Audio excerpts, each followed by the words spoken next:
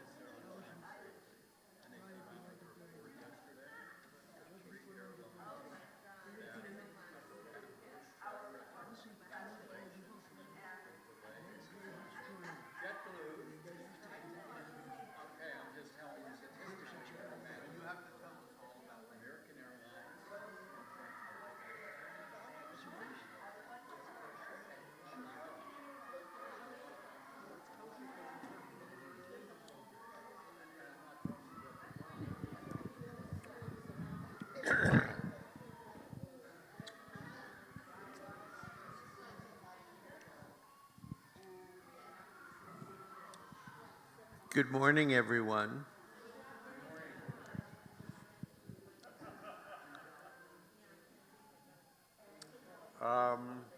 Susie, that's going to be a little tough.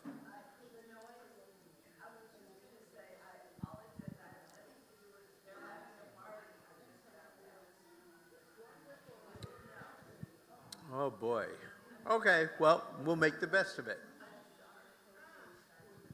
So today is our last class, and then we will be off for a little while, and then we'll have our summer session. And as I told you, our summer session is going to revolve around learning about the Nazarenes, who were Jews who followed Jesus. They were the first, literally, the first Jews for Jesus. And we're going to learn about that movement. We're going to learn about Jewish Christianity, which was a sort of intermediate movement between full Christianity forming after Paul's death in 60. So I hope you'll be here for that. We should know a little something about that. As intelligent adults, we should know a little bit about how Christianity came into being and a little bit about maybe early Christianity before it went full,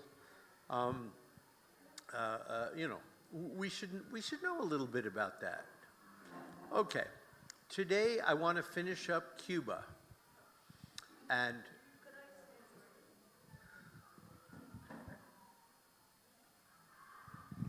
I would just like to encourage you to bring Christian friends if you have them, because I think it would make the whole class more interesting. Judy and I are bringing a gal with whom we play Maj, who is a Christian, and I think it would be a lovely addition to the class, and she's excited about coming.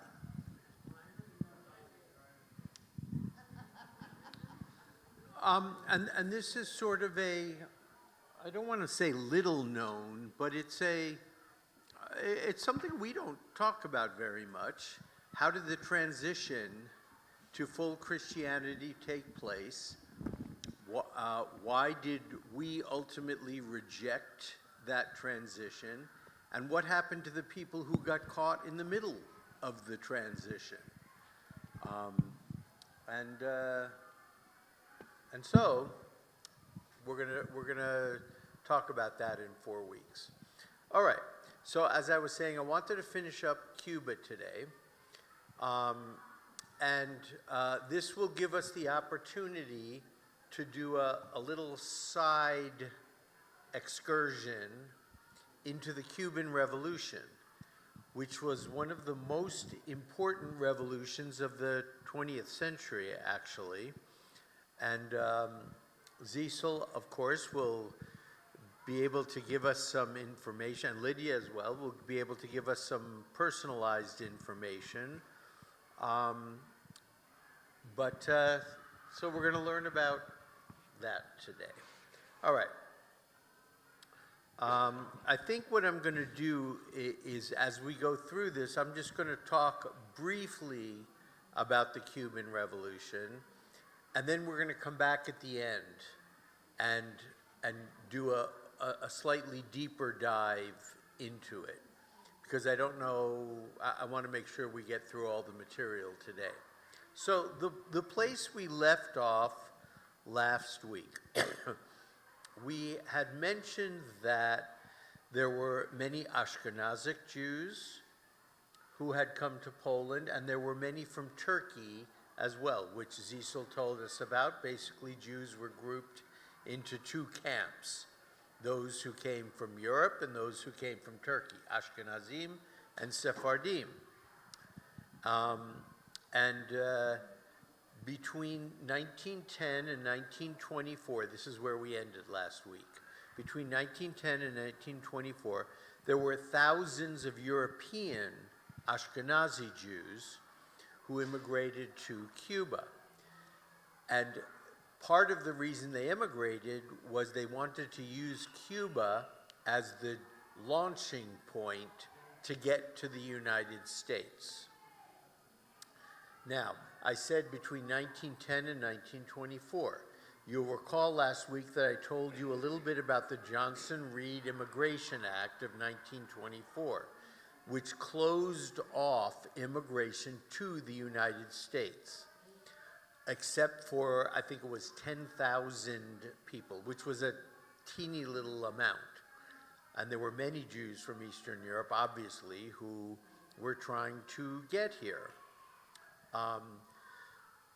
As we all know, America at that time there was anti-Semitism everywhere.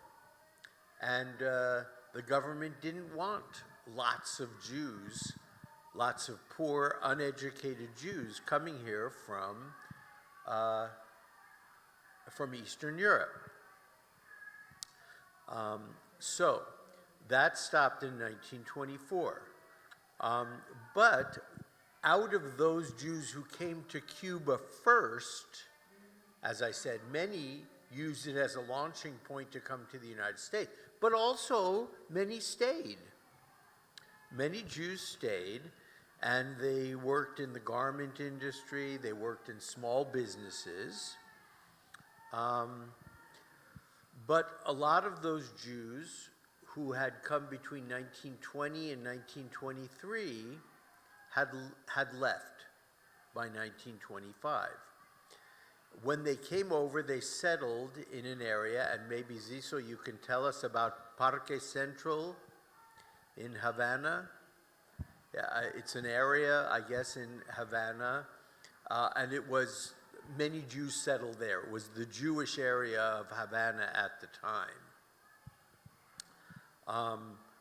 Cuba also became sort of a refuge for Holocaust survivors in the 30s and the 40s, though U.S. immigration restrictions stranded some of those Jews on the island longer than intended. They wanted to go to Cuba, they wanted to get to the United States. The United States had immigration restrictions, they couldn't come. So by the late 1950s, there were approximately 15,000 Jews living in Cuba. And they were largely kind of prosperous. They were doing well. Most of them lived in Havana. They built synagogues. They had schools. They had Jewish clubs, social clubs, and of course they had cemeteries. They were majority Ashkenazim, but there was a fairly large community of Sephardim from Turkey. In general, the Jews were sympathetic to Castro in the beginning, and we're going to talk about that a lot more. And they were against the corruption of Batista, especially in the years 1959, 1963, agricultural laws. The land was nationalized, which we're going to talk about as an aftermath of the revolution. But Jewish Cubans were mostly active in commerce, sugar, tobacco, textiles. You know, they had progressed out of the garment industry where they were before and had moved up into more profitable businesses. And they became a part of Cuban society. Then comes the revolution in 1959, and the Cuban Revolution dramatically changes Jewish life. After Castro's rise to power, There was a nationalization of private businesses, and there was a lot of political uncertainty. And approximately 94%, that's the number I have in my notes, of Cuban Jews tried to emigrate, tried to get out of there, primarily, of course, to the United States. Cuba, after the revolution, was declared an atheist state. Okay, obviously Jews wouldn't be happy with that, unless these are Jews who had completely assimilated and had no connection to Judaism whatsoever. But many Jews abandoned their Jewish identity, and kind of the only thing they did was to eat matzah on Passover or something like that.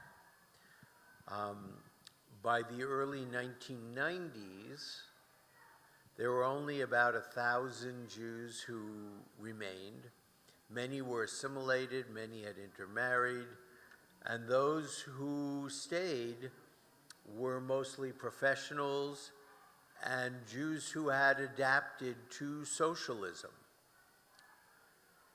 In 1991, Cuba eased restrictions on religious practices. So this sparked Jewish revival on the island. There were synagogues that reopened, there was Jewish education that resumed, community centers revived programming. And remember, so Cuba became socialist under Castro. Did it become communist? Yes, absolutely it did. And in the same way that communism pushes religion aside, Cuba pushed religion aside. So that's why it became an atheist state.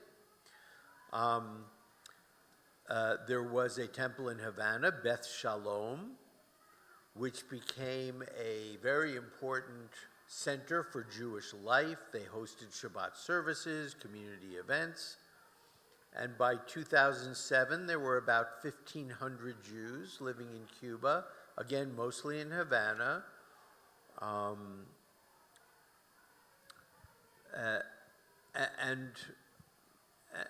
And following 2007, there was more immigration to Israel.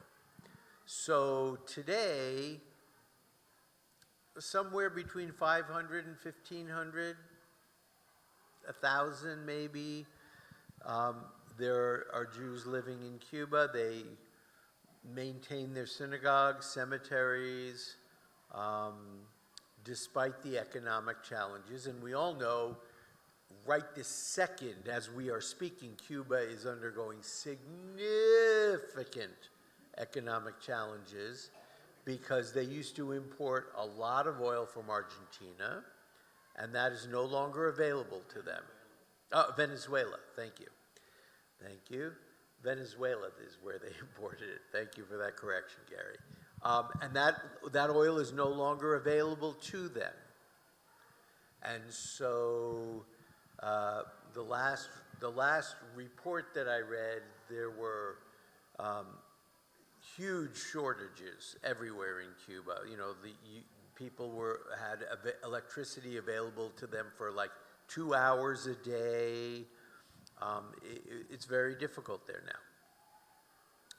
now. So let me read you a little bit about the Beth Shalom Temple. The Beth Shalom Temple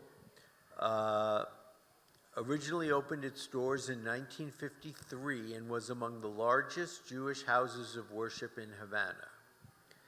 The temple's soaring Romanesque features fused European and Moorish Spanish elements and made it a unique hybrid modernist style. By the 1980s, shifting political tides had led to a significant decrease in the Jewish population. In 1981, the state acquired a large portion of the building to establish the Bertolt Brecht Cultural Center. The much smaller Jewish population resulted in a lack of upkeep. In 1999, the building received extensive renovations. With the relaxation of religious restrictions in Cuba, Temple Beth Shalom led a revival of public Jewish expression. The temple continues to be a presence which sustains the Cuban Jewish community. The building also houses a library of Jewish and Hebrew books. So, my understanding is on the island there is one kosher market, one place where you can buy kosher meat. In 2007, there was one rabbi in the Orthodox synagogue in Havana, Adat Israel, and there were two others. Beth Shalom is one of the others that we talked about, which is conservative, and the other one, Cheved Achim, which was the first one that was established, is now closed. So basically, from my research, there are two working synagogues, one Orthodox and one traditional, but not Orthodox. And the Orthodox one has a rabbi. They didn't have a rabbi for a lot of years, but now they do.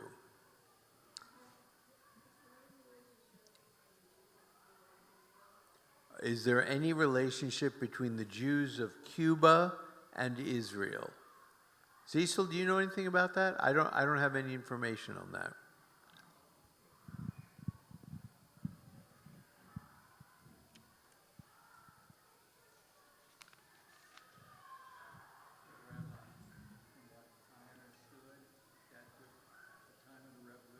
At the time of the revolution,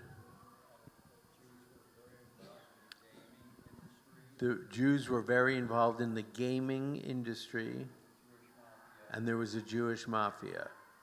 Wouldn't surprise me at all. But our resident historian on Cuba. Jewish mafia, about the only mafioso that I knew of was a man who was a smuggler all his life, and then he started smuggling people out of Cuba, and then he had business. He somehow, now we're in a different path, but I'll finish it because it's interesting. Hold it a little bit closer. I touch on something that I have to give you some background. This man he came to Cuba as a young man, and he did lots of illegal things for which, especially, he was a smuggler. Those were his big things. He would smuggle items that Jewish businessmen in Havana would buy, and they didn't want to pay the tariffs of importing into Cuba, so he brought the merchandise from the States that they had bought and brought into Cuba. So that gave him, he was a smuggler. And he smuggled people out of Cuba that wanted to come to the States. And interesting, he landed in jail, and in jail he met a fellow in jail, but the fellow in jail was a political prisoner. So the political prisoner was not treated very well in the Cuban prison, and the common criminals, which he was, they overlooked a lot. So one of the political prisoners did something that was obnoxious to the guards, and he was going to be really punished. So the smuggler says, "Oh, I did it." But as a smuggler, they just kind of gave him a slap on the wrist, and that was the end of it. But that guy that he took the blame for eventually became the chief of police of Havana. And the moment he became the chief of police in Havana, his Jewish body became honorary colonel of the police in Havana. So what about the relationship of Cuban Jews to Israel? Is there? Okay, it was very strong. There were always people collecting money for Israel throughout the island. The Zionist feeling was very much throughout all of the Jews throughout the island. In Havana, there were Zionist activities and parties. In the interior, it was not, but everybody, once a year, some people from Havana came collecting money for Israel, and everybody just gave what they Great. could. Okay. So it was very, very strong. Thank you. Thank you. And just one more thing. And in 1948, Cuban volunteers went to fight in Israel, including a black journalist who was married to a Jewish woman. He went to Israel to fight too. Wonderful. Wonderful. Okay, I'm going to bring you back in a couple of minutes. So, what I want to do right now is let's talk about the Cuban Revolution, what it was, and why it affected Jews and how it affected Jews. Okay, do we know anything about the Cuban Revolution? It's okay to say no. Good. Okay, we should know a little bit. Yes.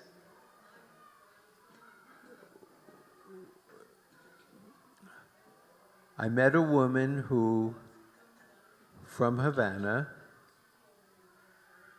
and she told me the most horrific stories.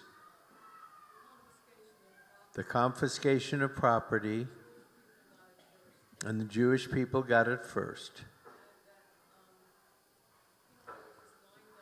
People were lined up and shot.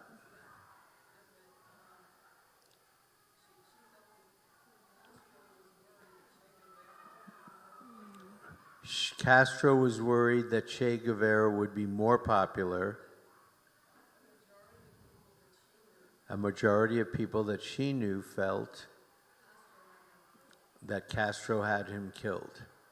Okay, so let's talk about the Cuban Revolution for a minute, because it's an important revolution. We had, in world history, we had many revolutions, right? We had the French Revolution, which was hugely important in world history. We had the Russian Revolution in 1917. We had the American Revolution, right? We had revolutions everywhere. In the 20th century, the Cuban Revolution is one of the most important revolutions that we have. So the players involved are, I have it up here. So Fidel Castro, he is the one who will take over Cuba after the revolution. We have Che Guevara, who is the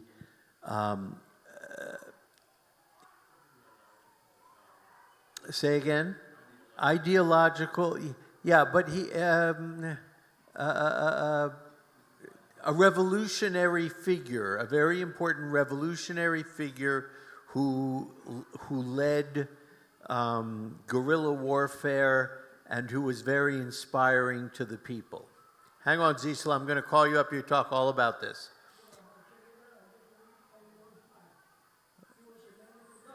He was a medical doctor. A medical doctor. Okay. Then we have Raul Castro, who is Fidel's brother, who was the military leader at the time. As you know, after Fidel Castro dies, Raul takes over, right?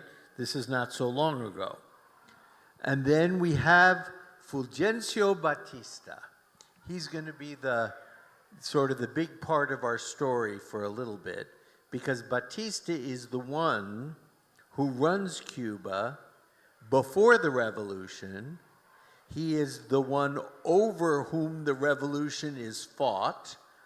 He leaves Cuba because of the revolution. So, Batista In 1933 becomes head of the army. And in 1940 to 1944, he is the president. Okay, the news, the various news sites say he was elected president. He may have forced his way in there a little bit, or a lot. After 1944, he moves to Florida. In 1952, he comes back because there's another election for president, and it looks like he's going to lose. So what he does is he incites a coup, and he takes over the presidency. He becomes president by coup. And then in 1959, we have the revolution, which deposes him, and he flees Cuba. He goes to Spain and Portugal, and he lives his life out in Spain and Portugal. In some ways, similar to what Assad did. Assad fled Syria, and he fled to the Soviet Union, to Moscow, and he lives in Moscow now, apparently. And, you know, he had accumulated a great deal of wealth in Syria. He was very wealthy, and he left the country with, he had it hidden in lots of places. Batista as well. Batista, because of corruption, had accumulated a lot of wealth. And so he moved to Spain and Portugal as a very wealthy man, and he lived there until he died. Okay. So, what happened? So, before the revolution started, Cuba had experienced a lot of instability, there was a lot of corruption, and there was a lot of foreign influence. Cuba was very much tied to the United States before the revolution. Following the Spanish-American War, which ended approximately 1900, Cuba and the United States were very much aligned with each other, and the United States had a great deal of influence over Cuba. They had a lot of influence over Cuban affairs, over the government, especially when it came to the sugar trade. By the 1950s, Batista's regime had become known for political repression, censorship, and inequality within the people. There were lots of wealthy elites and corporations prospered. Most Cubans were very poor. There was lots of unemployment, and you didn't have a lot of access to education and health care. So what were the things that would have sparked a revolution? Clearly, the repression by the government. People don't like to be repressed. They like to have the voice. Batista had suspended constitutional rights. The press was censored. And whenever anything came up that he didn't like, he used the military to suppress it. With the United States support.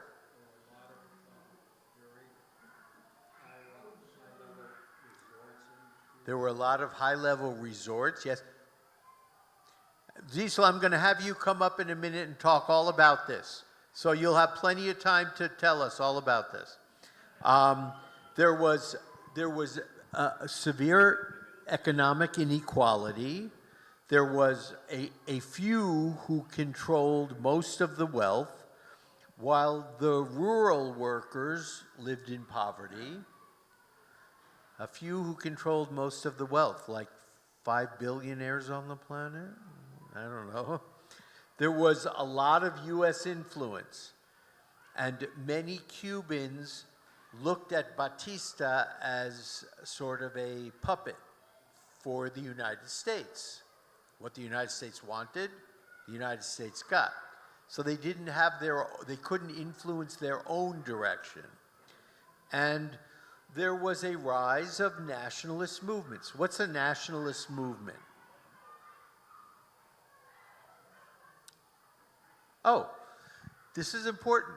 A nationalist movement is a movement that works for recognition and power of the place that it begins. So, if you are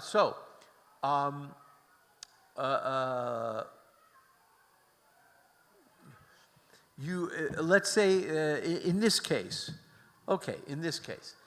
a nationalist movement for Cuba would be a movement that wants to secure independence and power for Cuba, because Cuba was seen as a puppet of the United States, which it was. So, nationalist movement of Cuba would be a movement that wants to see a free, independent Cuba that determines its own future. Okay, so we can see right away that the seeds for a revolution were very present. And we just talked about the people involved. Fidel Castro was a lawyer, and he turned and became a revolutionary, and he became the nationalist movement's central leader. Che Guevara was an Argentine Marxist, because we know, don't cry for me, Argentina, right? He was an Argentine Marxist who used guerrilla tactics to secure the success of the rebels. And Batista was an authoritarian ruler. So, the first sort of salvo in the revolution by Castro was called the Moncada Barracks attack in 1953, and it failed. Castro was taken into custody and he was jailed for 2 years, and he's released from prison in 1955. Castro goes to Mexico, he regroups, and he forms something called the 26th of July movement with Guevara and other exiles. So he leaves, he forms his own sort of rebel faction, and then comes in 1956 something called the Granma Expedition. There were 82 rebels who sailed from Mexico to Cuba aboard the ship Granma. Most were killed or captured, but the survivors retreated to the Sierra Maestra Mountains, and they began launching a guerrilla war. And so what did guerrilla warfare look like? They did a lot of hit-and-run tactics. So in other words, you have a small group against a large group. What do? You do little attacks to mess them up. There was sabotage. They launched many propaganda campaigns against Batista's government. They formed alliances with the peasants who were already unhappy because they were poor, while the elite had a lot of money. And by late 1958, Batista's army started losing, and it was collapsing because of the corruption, the desertions, and by this time the U.S. had sort of withdrawn its support of Batista. Batista leaves Cuba, and Castro's forces enter Havana, and they mark the revolution. And once Castro's government takes over, we have the nationalization of industries, including U.S.-owned businesses. So remember, in our class, we talked about socialism and communism, right? One of the first things that happens is the government takes over means of production. Second thing, land reform. He redistributed the property to the peasants. In other words, he took land away from the wealthy and gave it to the poor.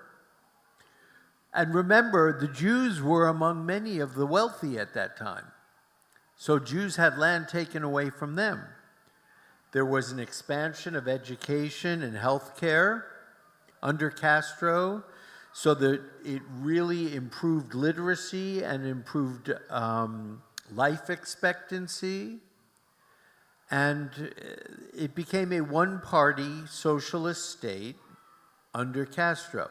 Now remember, for Jews in Russia, after the Russian Revolution, socialism and communism was a really good thing.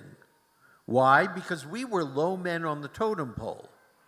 And remember, socialism equalized everything for everyone. Well, if you're really, really low on the totem pole, the only place for you to go is up. So when everything is equalized, your place gets better. So for Jews of Russia, socialism was good. We were like all over that. This is great. We're not low men on the totem pole anymore. We're equal to everybody else. Cuba, not so much, because Jews were doing well. Jews had their land taken away, and the businesses were nationalized, so not so much in Cuba. Following Castro's takeover and the nationalization and the redistribution of land, Cuba then chose to align with the Soviet Union instead of the United States, which it had been under Batista, right?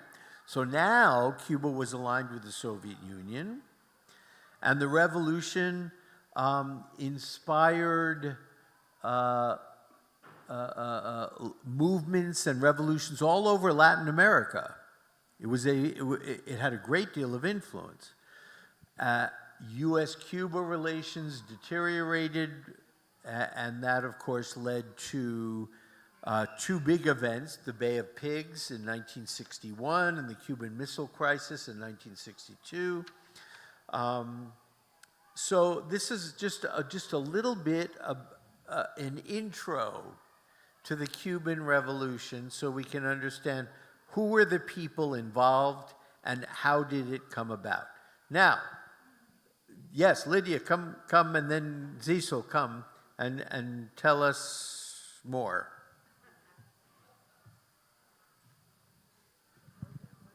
Chinese were also out during The Chinese? Oh, sure. So I just wanted to go back a little bit from in the beginning what Rabbi Goodman talked about as far as there being a very vibrant Jewish community, especially in Havana. There were Yiddish newspapers. There were... Yes. Okay. There were Yiddish... Is that better? Okay. There were Yiddish newspapers. There was actually a kosher restaurant in Havana called Moshe Pipik's. And there were small synagogues not just in Havana, but other towns. But the interesting thing that I wanted to mention was that Cecil's mother, although they lived in the middle of the island, she was a writer, and she wrote a letter to one of the Jewish newspapers in Havana. What was it called? The Yiddish. She started writing in the rabbi's paper.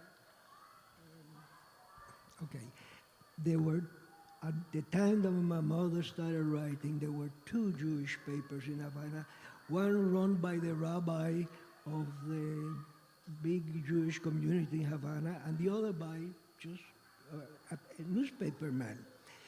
And she one day decided that she is going to write a letter to the rabbi about some certain holiday. So what the rabbi did is he just printed the letter. And every time that my mother wanted to write a letter to the rabbi, and this went on for months, it got printed. She actually had a special column. So the rabbi had to leave Cuba, and then we were left with one Jewish newspaper, the established called the Havana Leben, the Life in Havana. So my mother just went ahead and wrote a letter to the editor of the Havana Leben. What they did is they just printed it. And from that point on, my mother had a special column in the paper. Whenever she wrote, it got printed in that space. So it's a little hard to hear you. Okay. After she started writing, started writing to the rabbi, that went away. Then she started writing to the editor of the only Jewish paper left, and it got published. And she had a column in a specific place in the paper. Anytime she wrote a letter, it got printed there. So she became a very well-known author in the Jewish community. And she wrote really all about Jewish holidays. She used to take the Tanakh and start reading and decided this is it, and she commented on it and everything else. So She was a celebrity. She was Senora Sansano, which everywhere in Havana, so Okay, that's Lydia, the will story you of my continue? mother. Yeah, I mean, that was basically what I wanted to mention about his mother. And just that there was, when we went to You have to Cuba, hold it up here. when we went to Cuba in, I think, 2017, we were taken to a synagogue in a town called Santa Clarita. And that's a very, very tiny town in the middle of the island. And there was a synagogue which was upstairs. Oh, you went there too? Yeah. In somebody's home. I think it was upstairs. And there were 18 people who attended that synagogue. Wow. And they had the prayer books that were like ours are Hebrew and English. Theirs was Hebrew and Spanish, of course. And it was just very lovely. And they had a beautiful ark. And we went to Cuba with this company called High Missions. And so we brought lots of donations to the synagogue, and to the synagogues in Havana. We went to two of them. The Patronat, what's it called? I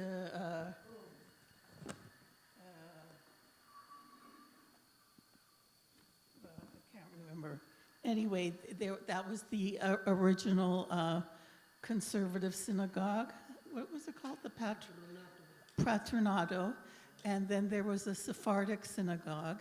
And those synagogues are now, because the population is so small, they opened up pharmacies and other health care within the buildings to help everybody, not just Jewish people, but everybody. Thank you. So, Zisel, Tell us a little more about the revolution. Before, Hold it right up to your mouth.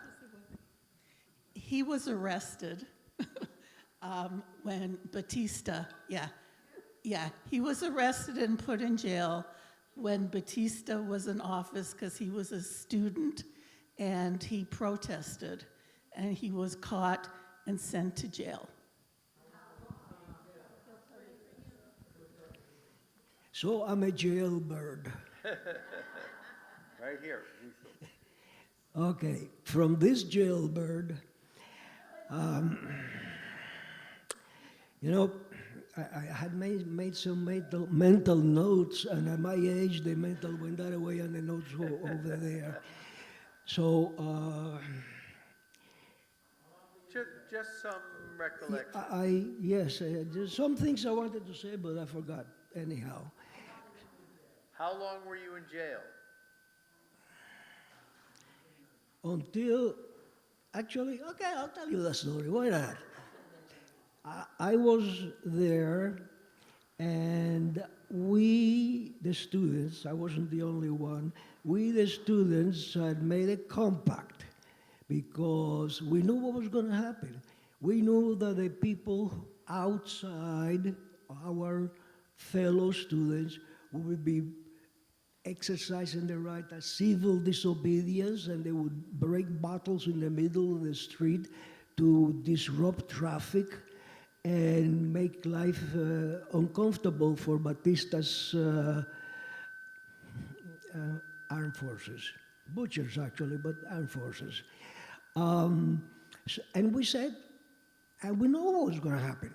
They're going to come in and make us sweep. And we said, no way in hell, we ain't sweeping. So we had a compact. And there's a bunch of us that were detained. I was the very first one that was detained. And I took me to the police station, and I was put in a room, and I got feedback. And yeah, I know. No, I moved this away, and it went away. So you were detained I and was put in a detained. room. I was put in a room waiting, processing, I guess. And other students were also detained. And since I was the first one, I sat in the most comfortable seat that I could find, a big armchair, nice and comfy. And okay, so I'm sitting there, and I don't know why. To this day, I don't know why, but something inside of me told me, get out of this seat. I'll kid you not. So I got up, and I went to a hard bench against the wall, very uncomfortable, and I left my nice, easy chair empty. And in comes another detainee, a fellow student, who was a friend of mine. He sat there. Why not? He was comfortable. No sooner he had sat there when not a policeman, he was what they call, he was a soldier, period. The soldier come in, grabbed him, and says, he took him out and made him sweep. And he says, no, because we had all said we will not sweep. Well, what happened was they beat the hell out of him with a flat part of a sword. And These were Batista's troops. yes, Batista's troops. This is all during Batista. And so when I saw him a couple of days later, his hand was swollen, and he got, the marks all over his back. And I'm sitting there and saying, this doesn't look good. So I said, well, I got to do something. So I saw the lieutenant in charge of the little police station. He was in his office, and I marched into his office, And I says, Lieutenant, I am not from this town. I figure, do something. So he says, what's your name? I said, Zisel Sansanovich Levinovich. In Cuba, we use the father and mother. And he says to me, Polaco? Polaco is Polak. And the Eastern Europeans were Polacos. So he says, Polaco? I said, yes. And so he immediately starts giving me a big speech about Castro being a communist. I didn't believe him. He happened to be right what he was telling me. And he told me all kinds of things about Castro, which they were all later found out were true, but at that time I did not believe him because he was the chief, he was the lieutenant of the police. And in the middle of his speech, out of nowhere, he says, do you want to go home? I said, yes, sir. So he says, sentry, to sentry, stop that bus. The bus was coming. And the sentry coming with his rifle, stops in front of the bus, and out of the police station, with my books, I had a bookcase, a case with a lot of books. I march very slowly out of the police station into the bus, and every passenger was looking at me like, wow, what's with him? And I sat down, and at which point the policeman retreated, and the bus left, and I left town. Excellent, excellent. Okay, so this has been a great year. Thank you so much. And so now, today, we know a little bit more about the Cuban Revolution. We know a little bit more about how the Jews of Cuba were affected by it and their early life on the island.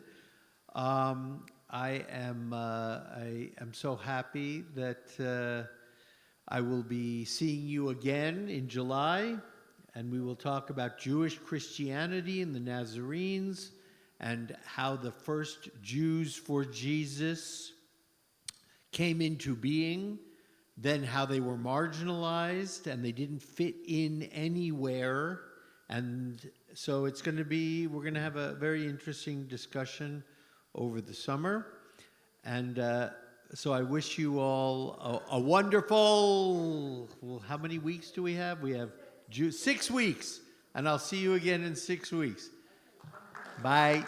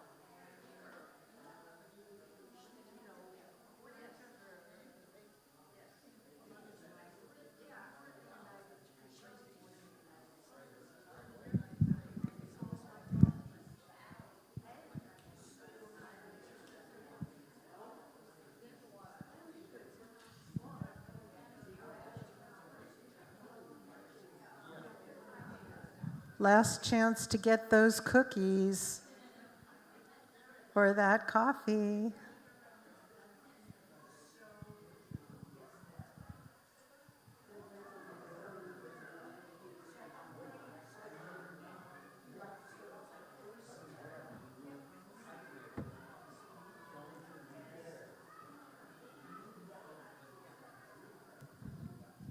I believe that some of the noise that comes from the kids today is because they cannot be outside because of the smoke. And so therefore, whatever we hear of them in these spaces are not generally what happens at this time of day. However, no choice, right?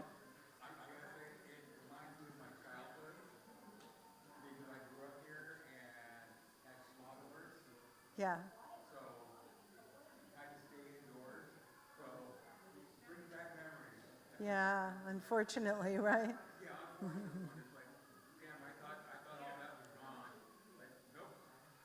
Nope. And it's really funny because fire, I think it's like. Thank you.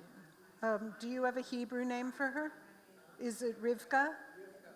But I need both of your Hebrew names. Too.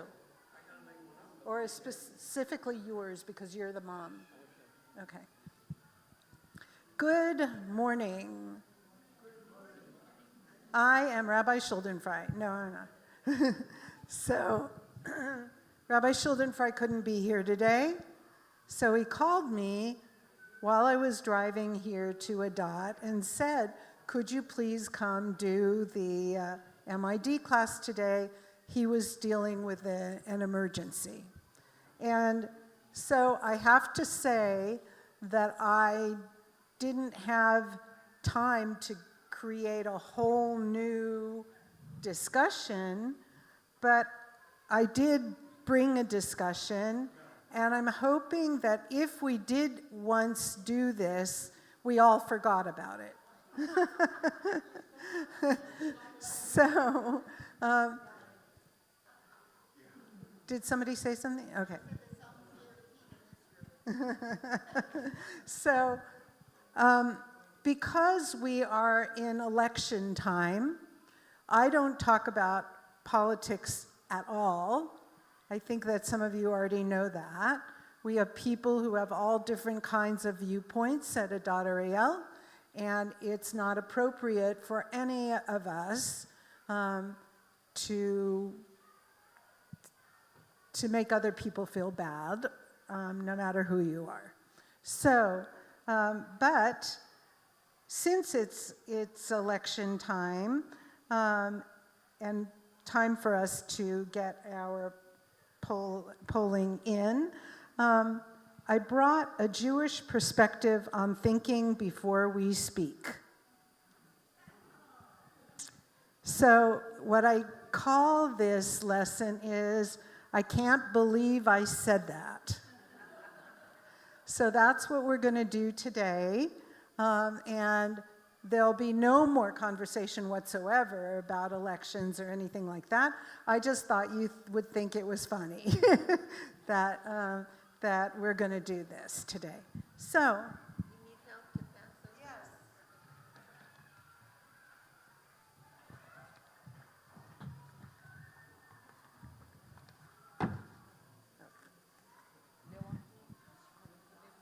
Split it up. So before we get started, let's do the prayer for learning.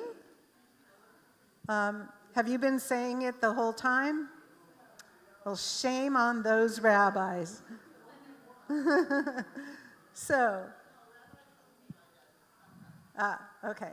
So last three words, la'asok b'divrei Torah. So we're going to do the bracha.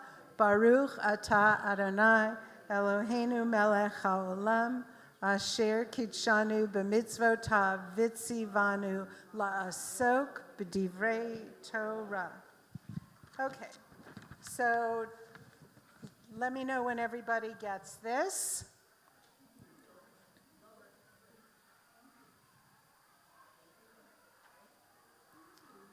All right. I'm going to start by reading the information about Rambam. Everybody's heard of him. And what he wrote in the Mishnah Torah. And you can see the date. It was 1135 to 1204, Spain and Egypt, where he lived and moved. And you see, if you didn't know before, a post-Talmudic authority on Judaism, an author of Master Law Code, and philosopher, and doctor, and personal physician to the caliph and Egyptian Jewry. So,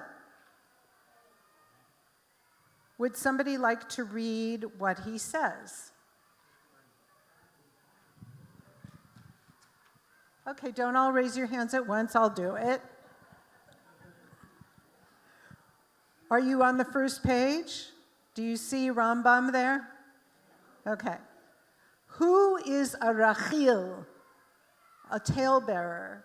They still use that word, by the way, in modern Hebrew.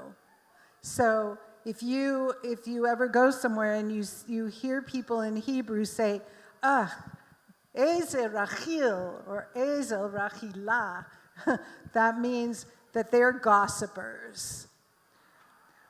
One who carries gossip, going from person to person and saying, so-and-so said this is what I heard about so-and-so, even though it is the truth, what happens? He ruins the world. There is a still worse sin that is included in this prohibition. Namely, you all know this one, Lashon Hara. And that is one who says bad things about their neighbor, even if they are telling the truth. Now that's the toughest thing, right? But someone who lies, really lies, is called a motzeh shem ra, a slanderer, a person who creates a bad name. A Baal Lashon Hara, master of the evil tongue, is one who sits and says, this is what so-and-so did. Such were his ancestors. This is what I've heard about them saying bad things. About this, Scripture says, may God cut off all flattering lips, the tongue that speaks proud things. So, pardon? Did you say something? So, either way, if a person is saying bad stuff and saying, I've known that family for the last 50 years, and I know them better than anybody, and they are a mess, right? That is something that speaks proud things. Why? Why does it speak proud things? Pardon? Say it again? Right. He's putting himself above someone else, and he thinks he's got all the info that nobody else has. Now, I think we all have met up with people like that. And here's the bottom line, because I remember that we actually did talk about this at least one time. Everybody does Lashon Hara. Let's be honest. At one point or some other point, all of us gossip, and we all share things about people that we don't really like. So why do we have such a big deal in Judaism about how much this matters? Yes. You're sitting in the back. I'm not used to you sitting in the back.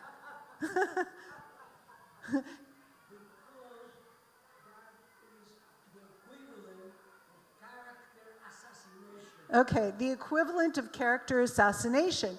But I'm also looking for why we have this so much when we know that people are people and they're going to do stuff like this, hopefully not all the time, but occasionally. What is our religious tradition trying to do?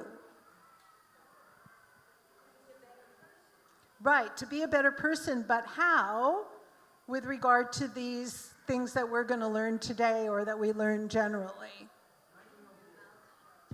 Keep your mouth shut. Yes? Pardon, say that again? We're all equal under the eyes of God. Think before you speak. All of that is right. But how much more of this natural Lashon Hara would we do as Jews, because that's who we're talking about now, if there wasn't anything that we know in our tradition to tell us, please don't do that? I think that when there is no boundary around somebody, they do more. And it's very interesting because that's the whole way the Jewish law works. They call what laws that we have a boundary in order to be able to make sure that people don't go beyond, right? So we have all of this. So sometimes when we complain about Jewish law and what we have to eat, or the holidays that we have to do, or the prayers that we have to say, they are part of a fence. And the fence is bigger than it needs to be. Does this make sense to you? The fence is bigger than it needs to be because we all know that if the fence was really small, we would still go even more beyond it, right? Does this, I'm trying to make sure it makes sense to you. If somebody tells you, okay, what do you want to say? Sorry.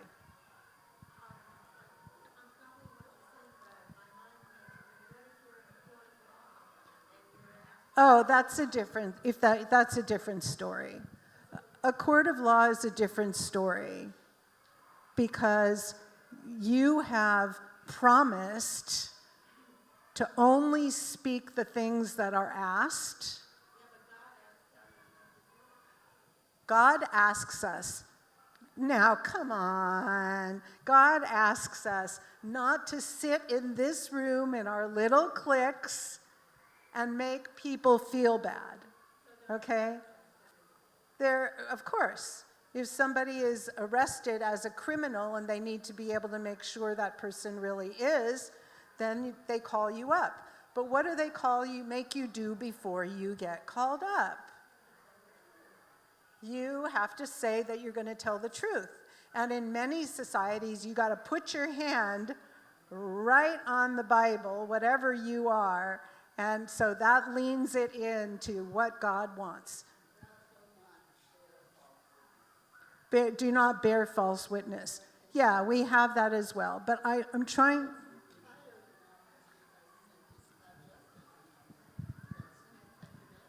Yeah, we have all of these laws. But why don't you come? Can you get up? Because this is.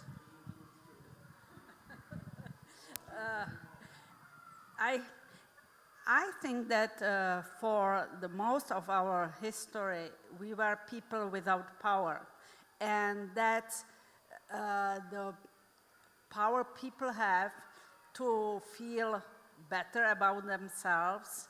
And that's why I think it's more prominent in our teachings than in other cultures.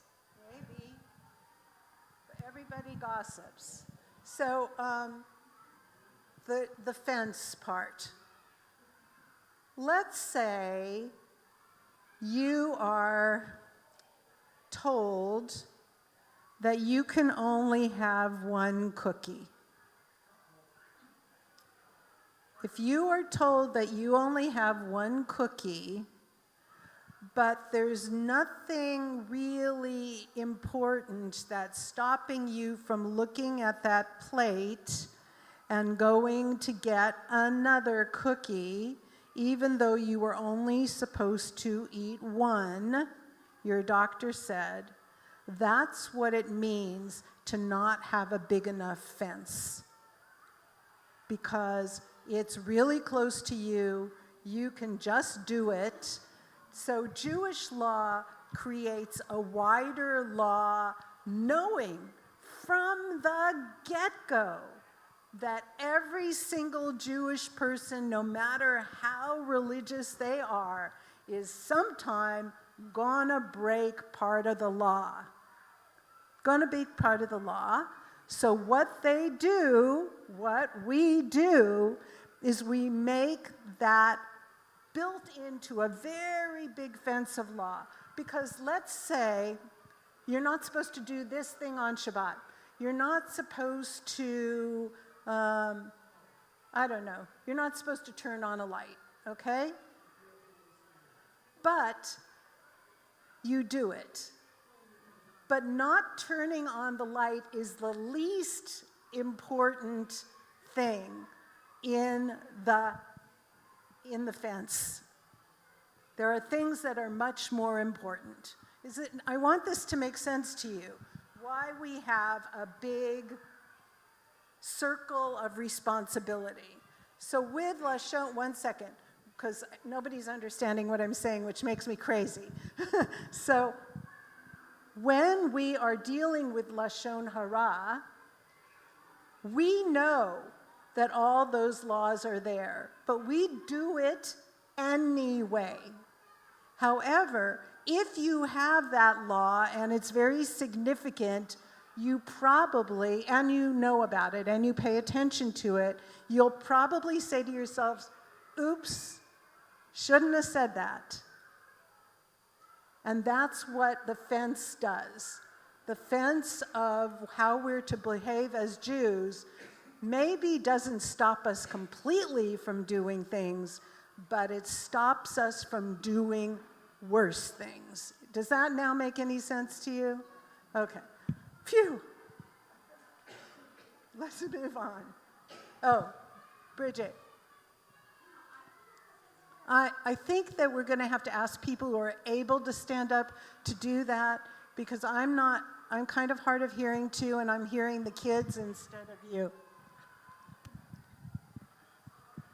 Well, I think this is very difficult to do because, and I wasn't born Jewish, so I didn't grow up with this. I don't know, but like sometimes I want to tell people the context and explain to them why I feel this way or why something's being done. And when I do that, I'm saying bad things about somebody or I'm gossiping about somebody.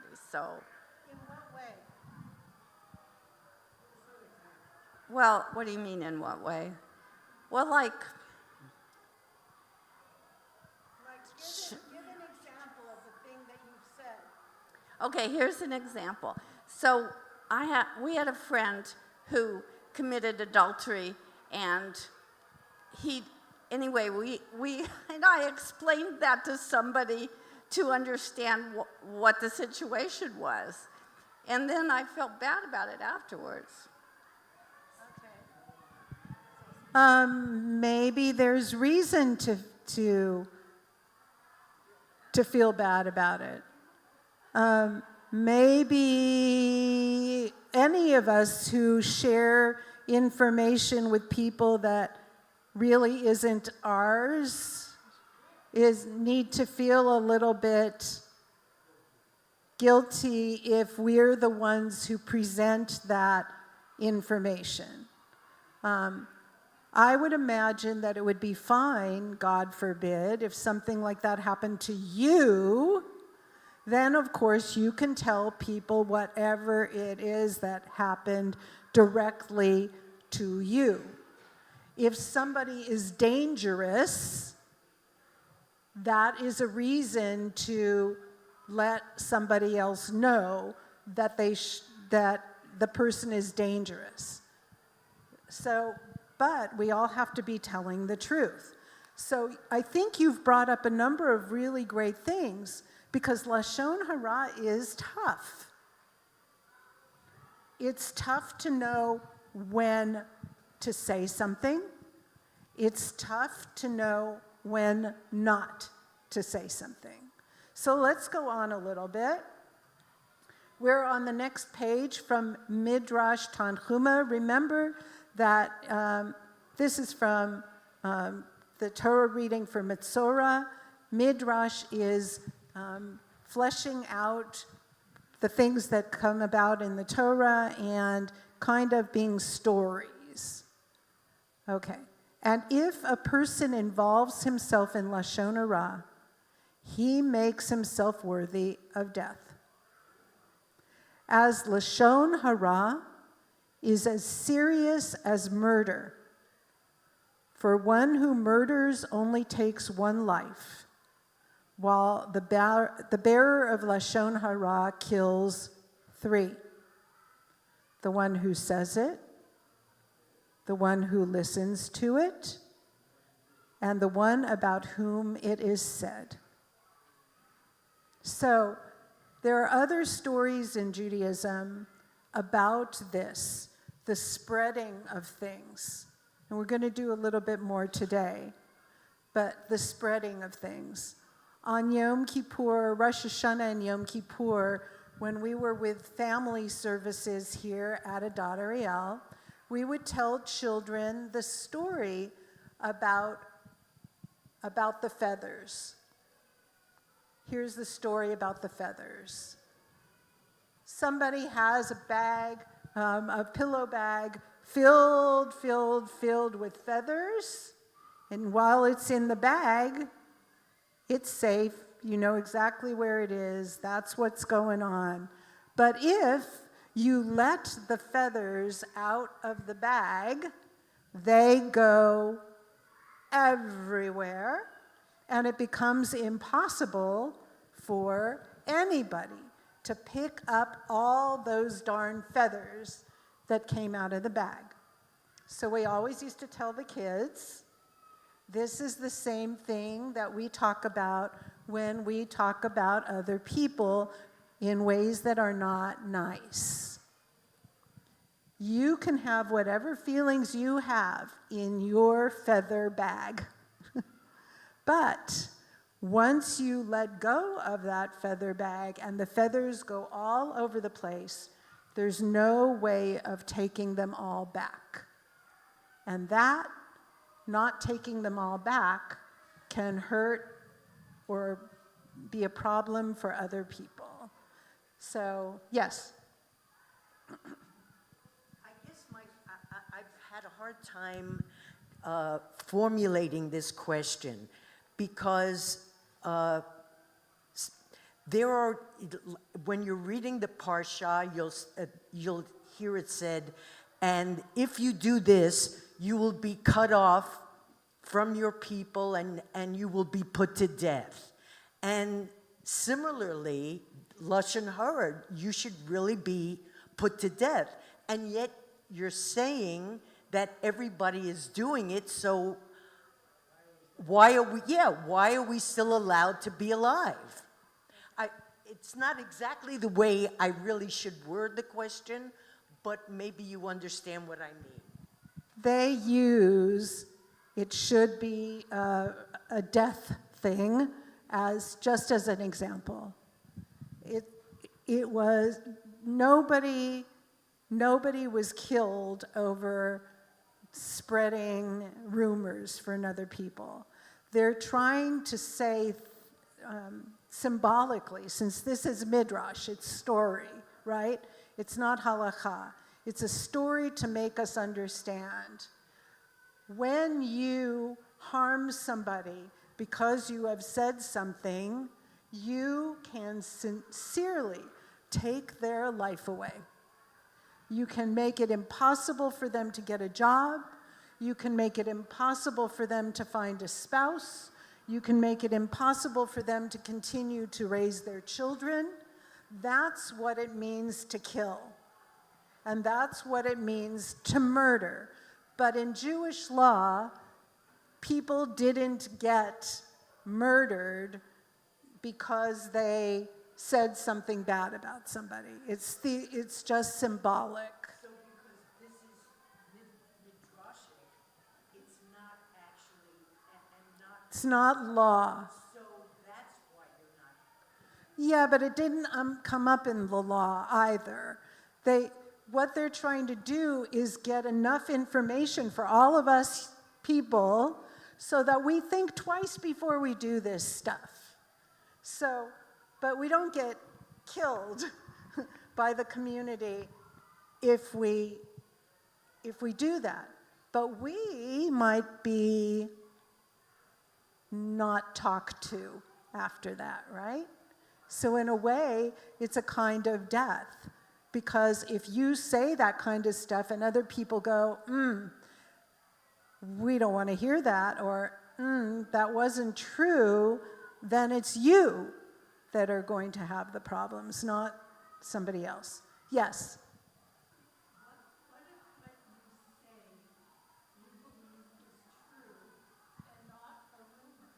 Oh, shoot, I can't hear. What if what you say is true and not a rumor? You know that we already talked about that with Maimonides. It doesn't matter if it's true or if it is a rumor. It matters whether you're the person that's supposed to be sharing that information. Basically, what that means is it's not our beeswax, right? For some people, there will be a necessity to share something. But for most of, come on, let's deal with this real. Let's deal with this real. When we talk about people, we do it like a little more quietly a lot of the time, and we do it only with particular people, and then it could potentially get spread around.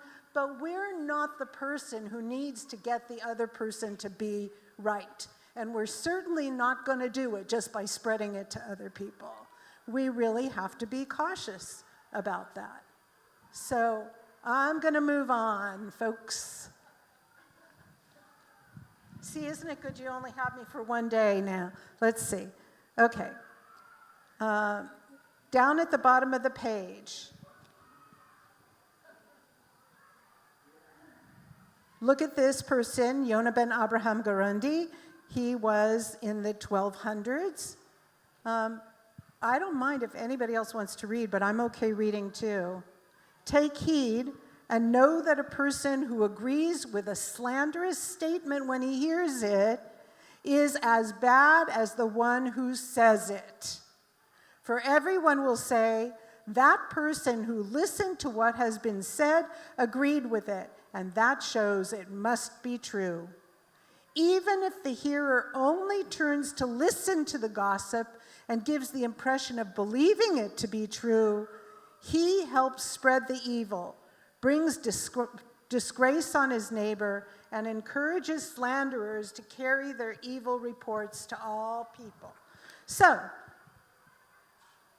I have to tell you something about Rabbi Shulden Fry. I know I really shouldn't, but it's so important, I really have to tell you. So what do you have to do if somebody does that? By the way, I don't have anything to say about Rabbi Shulden, except that he's a great colleague and it's terrific. So what should person Y, I'm X, right? What should person Y do?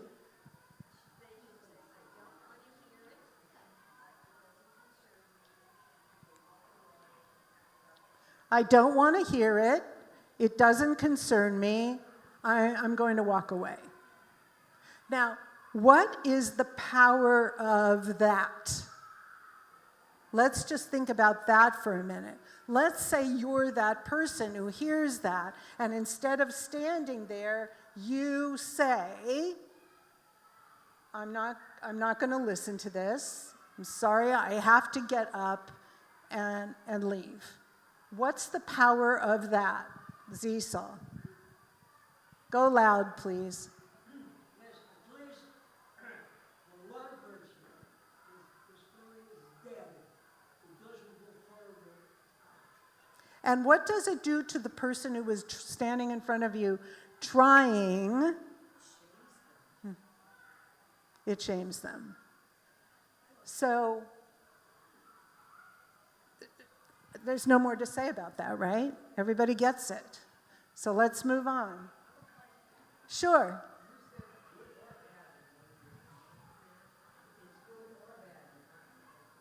Right. I made.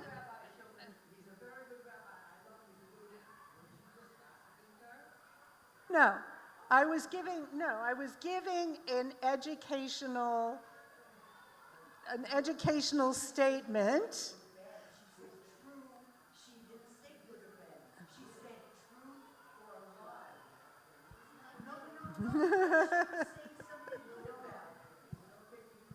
So in a way, you are correct.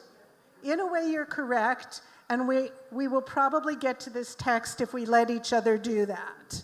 So let's. What do you want to say? I know, but let me tell you why you could be right that that's a problem. Okay, so maybe I'll just say it, and we'll see if it comes up in the texts that I collected, because obviously I didn't put these together today. So you could be right, because if we stand somewhere in a crowd of people, and this comes out of our texts. If we stand somewhere with people and we say, "Oh, I love Mrs. Cohen. She does all of this and she does that, and she bakes and she goes to visit people in the hospital, and we go on and on and on in saying effusively what is good about the person," what could happen with one or several of the people who are standing there in the circle? What could happen?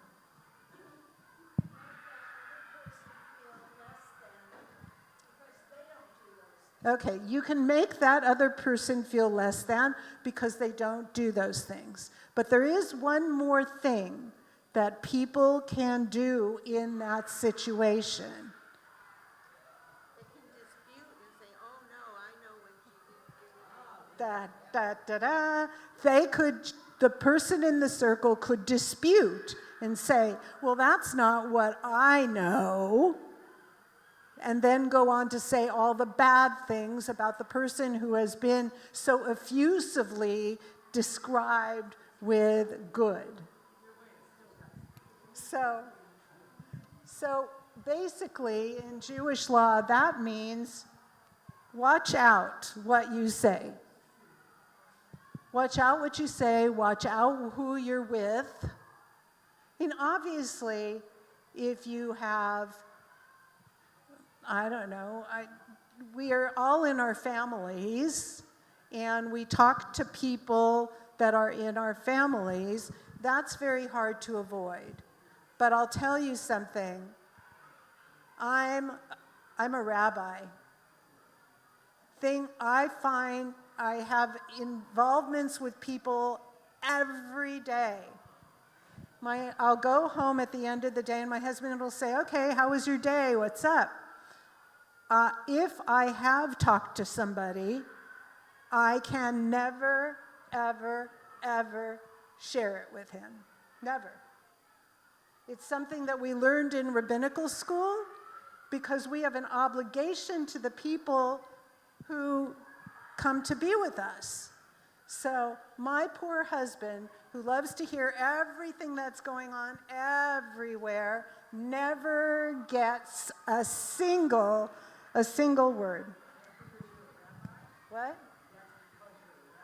It's because I'm a rabbi. It could happen if I were a teacher in a school. It could happen if I was a therapist, obviously, right? So that's what we do. 42 years of keeping secrets. Question, if you're a teacher and someone says something and we're obligated. But that is if a child is molested or something like that, we are, by the state of California, required to share that. I have to say that I've been very fortunate. Haven't had to do that. So, let's go on.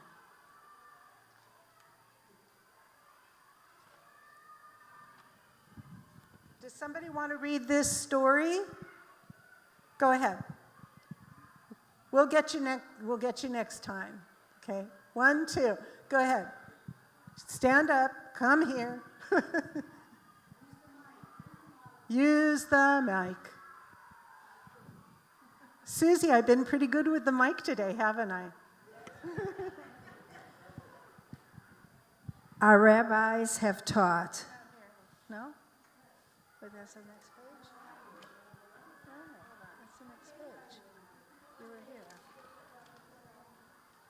Wait, did I get mixed up? There's the next page. Our rabbis have taught. Okay, then I don't have that one. Does anybody have it happen once? Once happened? Okay, so do this one. All right.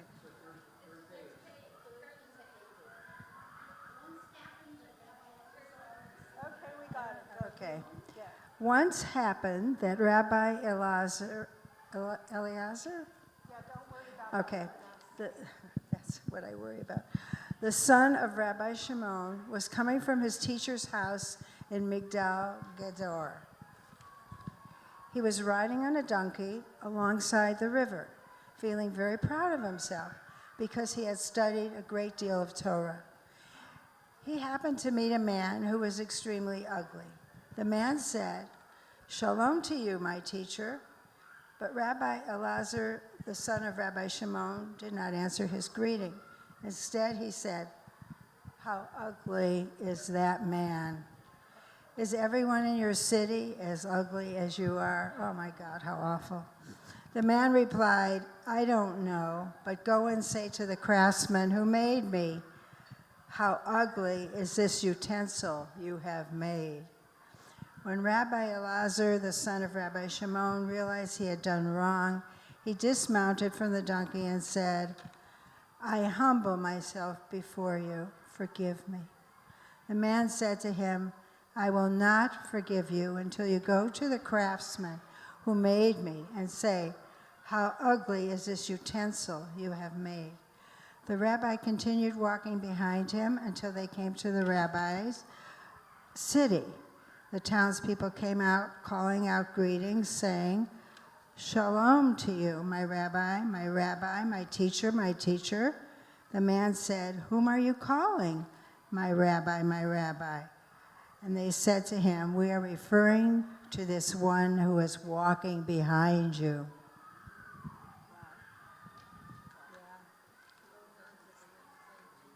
I think that these pages just got a little mixed up. This one's backwards. Okay. So I like that story. Oh, is there? Where is it? Oh, he said, yeah. Go ahead. Here. Yeah. Sorry. He said, "If this one is a rabbi, I hope there will not be many more like him among the Jews." They said to him, "Why is that?" He said to them, "He did such and such a thing to me." They said to him, "Nevertheless, forgive him, because he is a great person for his Torah knowledge." He said to them, "For your sakes, I will forgive him, but do not let him get into the habit of doing such things."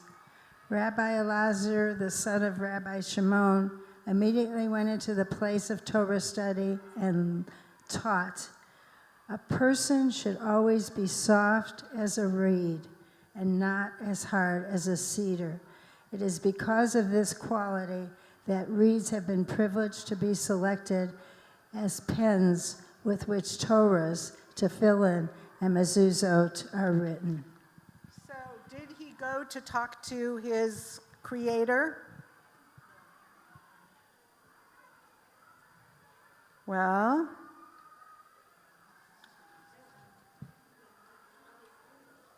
he says he immediately went into the place of Torah study, right? And he teaches a person should always be as soft as a reed and not as hard as a cedar. Who do you think he was talking about when he did that? Himself. So I don't know how I feel about this story where the community says, please forgive him, please forgive him, please forgive him. But what does it tell you about people? Okay? We're all people, right? Some of us have certain responsibilities, some of us don't have certain responsibilities. Some of us have talents, some of us don't have talents. Why is this story there?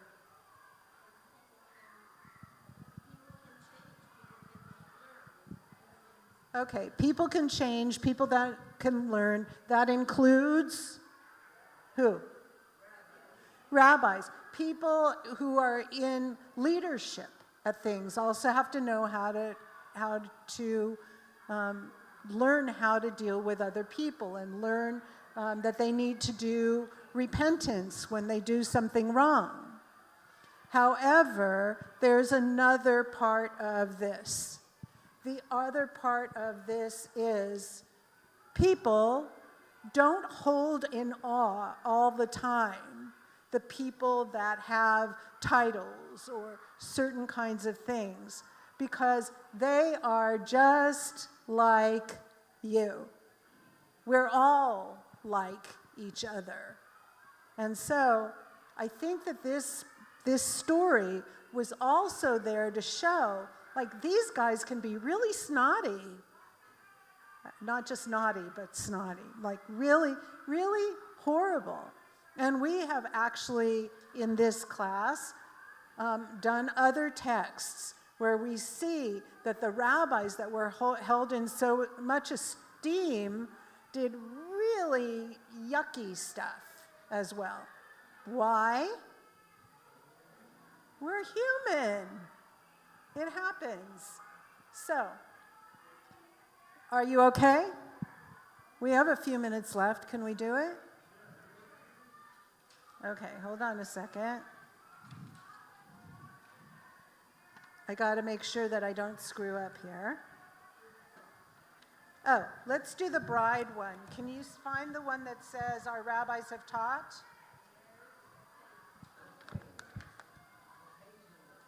I don't know what page number it is. It's at the top and it says our rabbis have taught. Here. Oh. It's from Ketubo 27a. It looks like, Why don't I read from yours? okay, my pages are weird. Okay, there you go. Thank you. Our rabbis have taught. Our rabbis have taught. What does a person say while dancing with a bride? The school of Shammai says, the words must correspond to the bride. The school of Hillel says, for all brides we say the same formula, a beautiful and charming bride. The school of Shammai said to the school of Hillel, but suppose she were lame or blind, what do we say to her? A little louder. Oh, but what would we say to her? A beautiful and charming bride? But the Torah has said, keep your distance from lying words. The school of Hillel said to the school of Shammai, according to what you say, what do we say to someone who has just made a bad purchase? Do we praise it or do we disparage it? Surely you would say that we praise it. From this, the sages stated, people should always be pleasant in their relations to others. And I would say, isn't that interesting? Or that's different. All right, so here's the thing. This is about a wedding, right? At a wedding, it doesn't matter who it is, you're going to go up to the bride or the groom or whatever, and you're going to say lovely, lovely things. So the rabbi said, well, what happens if the bride isn't very good looking, but what we need to say is how lovely you look? So, in this particular case, the example that they give, somebody buys an ugly ceramic pot at an art auction and loves it and looks at it, and you look at it inside yourself and go, ugh, they spent $1,000 for that? However, would you say something honest like that? Or would you say to the person who just bought the thing, God, that's beautiful. I'm so glad you love it and everything.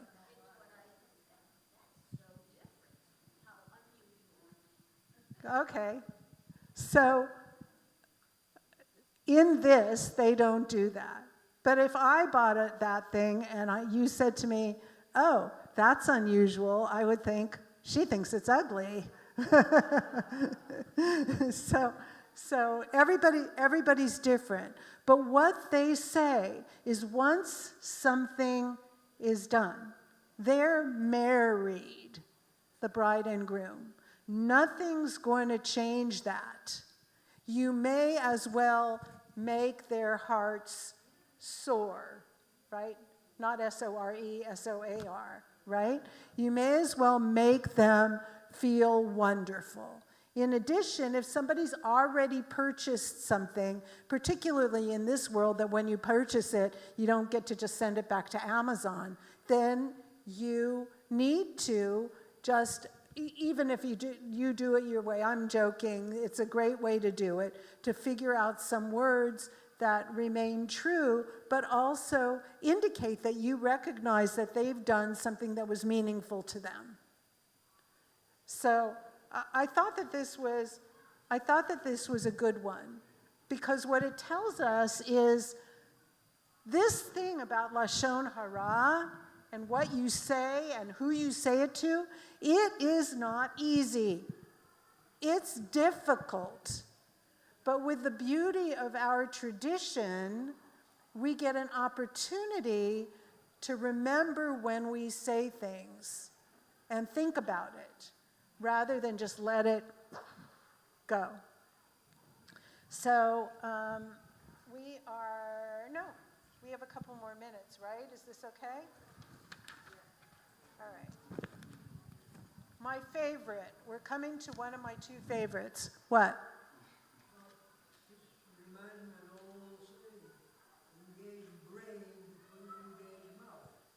Engage brain before you engage mouth. Yeah. So, yes, always think it over first.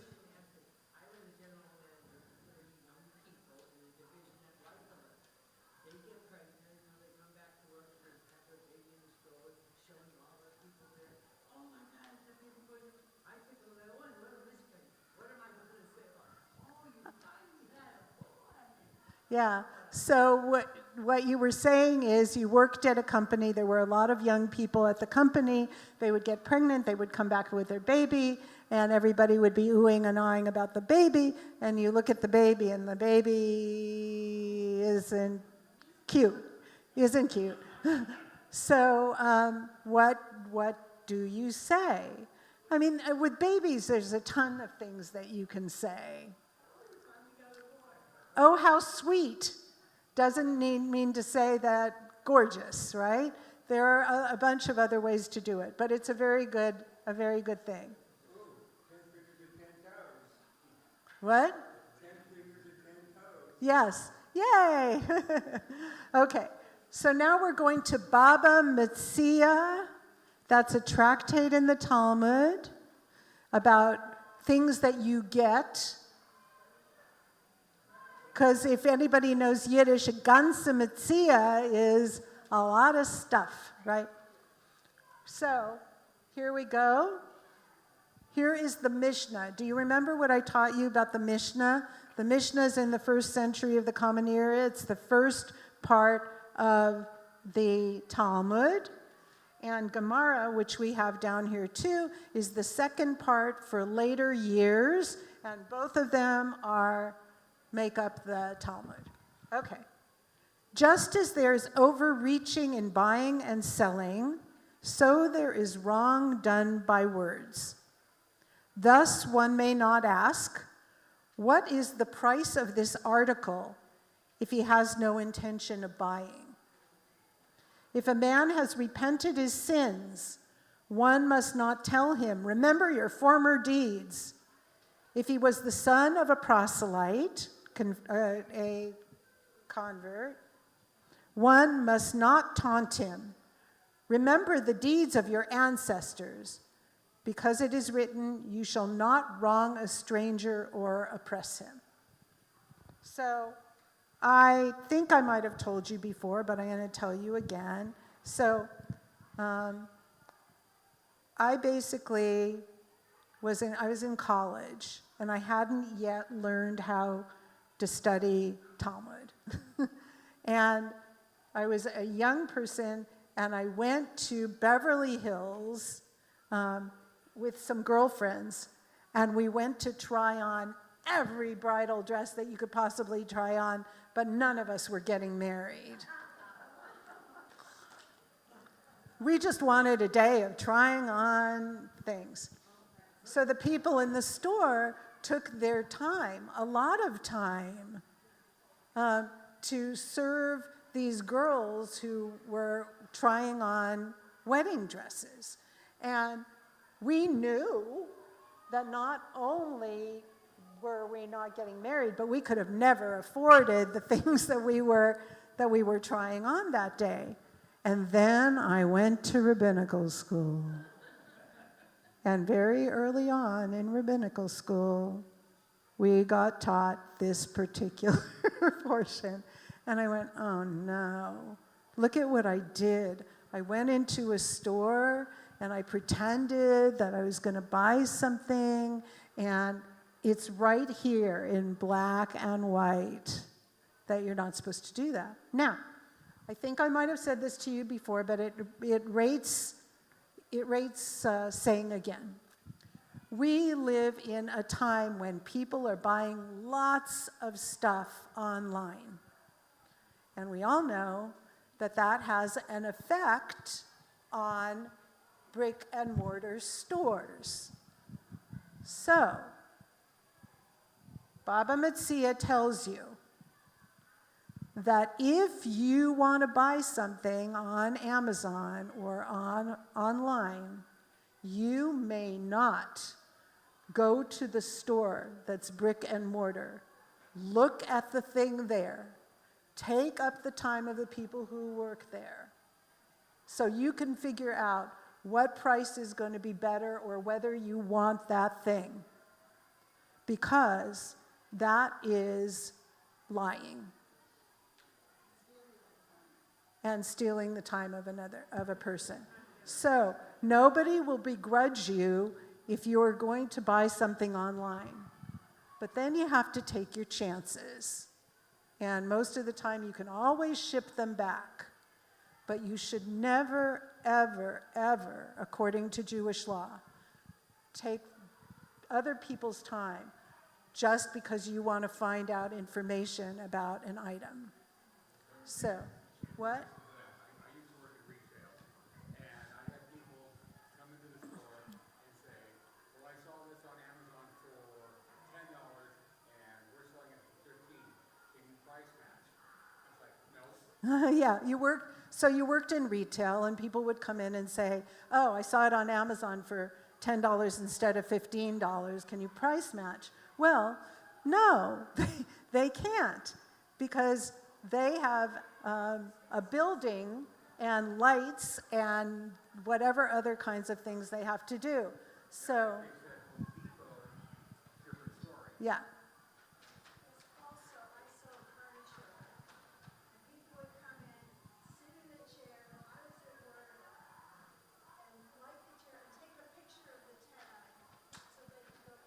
Right. So you worked in furniture, and people were doing the same thing. In Northern California, there was one Judaica store. And a very wonderful woman ran that Judaica store. And there came the time when people would walk into her store and they would look at a talit for their kid, for bar mitzvah or something else, and then they would also take a picture in the store and then just leave. Well, it wasn't until long after that when she had to close her store. So we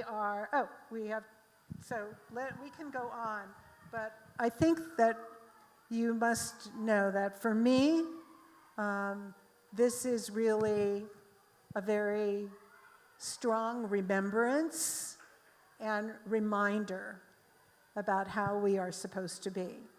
There's also something, if a man has repeated his sins, one must not tell him, remember your former deeds. So I did that wrong too.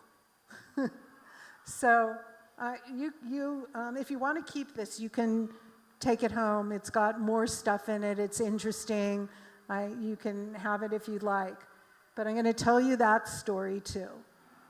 That story was, I knew a guy, I wasn't dating him, but we were friends, and I was already on my high horse getting ready to go to rabbinical school, and that's what I wanted to do. And we would go out to dinner and talk to each other, and he would order, I would order fish, and he would order something that had all kinds of different shellfishes in it.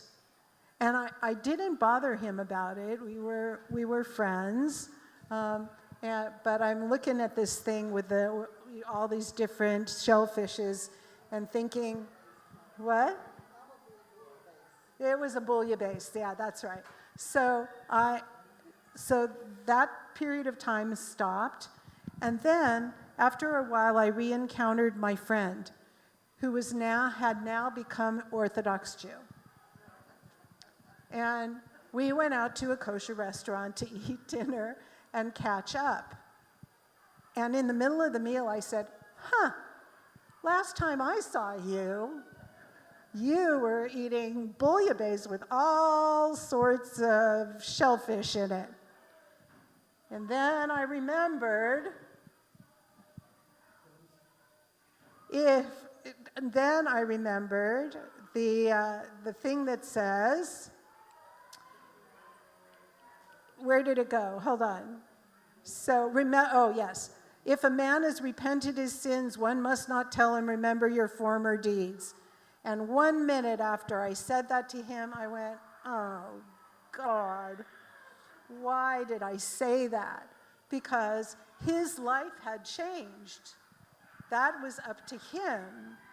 But the fact that sitting at that table, I reminded him of something that probably now he would rather not be reminded of as he sat there with his kippah eating his kosher food.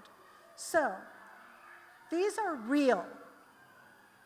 The whole thing about Lashon Hara and the way we talk to people, it's real. And we are completely fortunate that we have this. So, go out and tell somebody something. But not that kind of thing.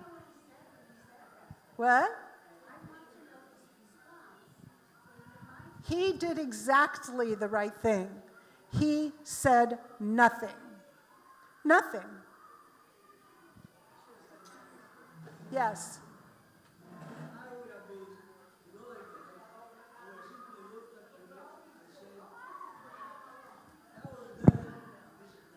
Oh, I disagree. I totally disagree.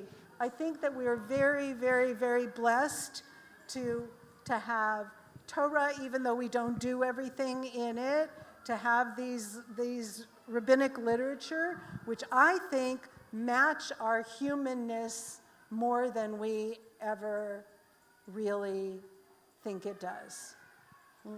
So you're right. You're right in that there's some things that are different. It's thousands of years different, but there's also a lot in human life and the way we act that is the same. So I disagree And I love you, Cecil, so, oh. well. Have a great day. He agrees that you. Okay.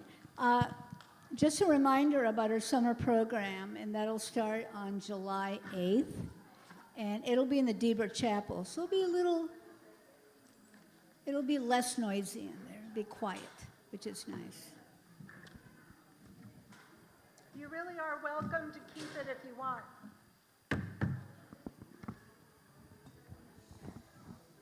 So thank you, Rabbi. Sure. It was really enlightening. I'm always happy to be here. I guess we have to learn to keep our mouths shut. That's what it,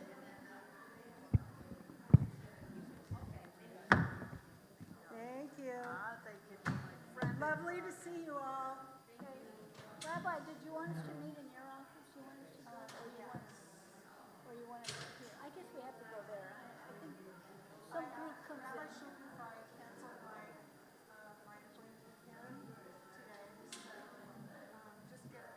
Yeah, we'll get over that. Okay, I have a doctor's appointment, so I'm gonna probably leave it. Oh, yeah. That's why I was coming from the doc. That's why I was checking this late. I said, I have a class. I'll buy this later. Rob, I wanted to ask you, first of all, I love your presentation so much.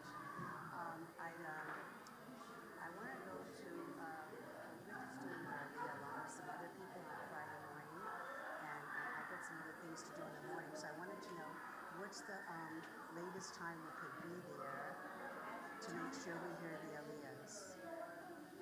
Whichever on Friday. Yeah, Shavuot on Friday morning. The Torah starts on Friday morning. Okay.